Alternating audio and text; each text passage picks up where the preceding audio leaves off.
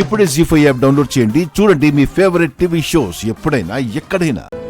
మొట్టమొదటిసారిగా నువ్వు అమెరికా నుంచి వచ్చినప్పుడు నన్ను చూసి ఇంత అమాయకురాలుగా ఉంటే ఎలా అని నాకు చలాకీగా ఉండడం నేర్పించావు. నువ్వు అంతకన్నా ఎక్కువ చలాకీగా ఉండేదానివి. నిన్ను నీ చలాకితనాన్ని చూసి మన ఊరంతా నోరు వెళ్ళబెట్టేది తెలుసా. కానీ ఈరోజు నువ్వు నోరు తెరిచి ఒక్క మాట కూడా మాట్లాడలేదు అంటే ఎలా ఉంది?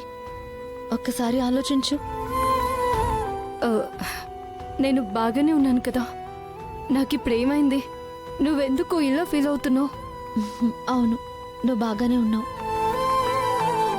ఇలా కామ్గా ఉండిపోతే చూడ్డానికి ఎంత కష్టంగా ఉంది.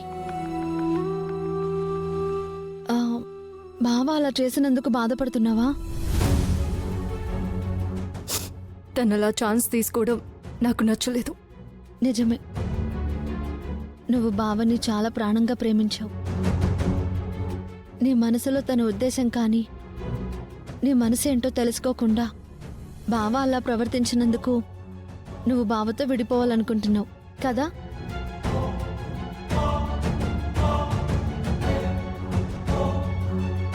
అసలు ఇదంతా ఎందుకు జరిగింది?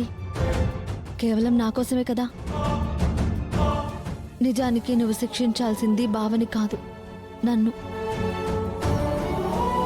అవునాద్య, మా ప్రేమని నువ్వు గెలిపించడానికి నువ్వు ఓడిపోవడం నాకు నచ్చట్లేదు.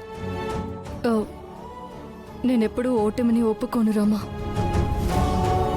శ్రీను లైఫ్లో నుంచి తప్పుకుంటున్నానంతే. అయితే కోపం ఉందా? అది కరిగిపోతుందిలే. కోపం కరిగిపోవచ్చేమో కానీ నా మనసు కరగదు.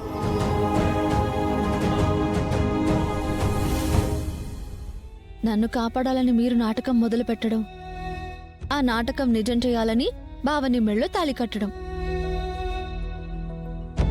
కానీ మనం ప్రేమించినవాడు మనతో ఉంటే సంతోషమే కదా.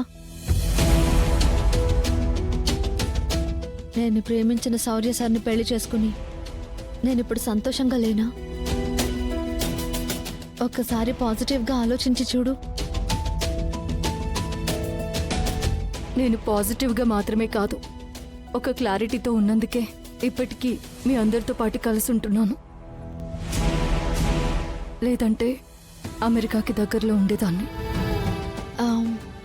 అయినా నీకు బావ మీద ఉన్న కోపం మీ నాన్నని చంపేశాడనే కదా? కళ్ళతో చూసింది ఏది నిజం కాదు అంటారు.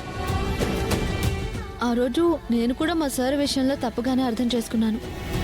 అప్పుడు నువ్వే కదా కళ్ళతో చూసినవేవి నిజం కాదు అని నా కళ్ళు తెరిపించావు. నీ విషయంలో కూడా అదే జరుగుండొచ్చు కదా? లేదు రామా, నా కళ్ళతో నేను చూశాను. పొరపాటు పడే అవకాశమే లేదు. అయినా దాని గురించి మాట్లాడడం నాకు ఇష్టం లేదు. మీ బావని నేను క్షమించలేను. తనతో కలిసి బ్రతకడం జరగదు. జీ5 యాప్ డౌన్లోడ్ చేసి అన్ని ఎపిసోడ్స్ పూర్తి ఉచితంగా చూడండి.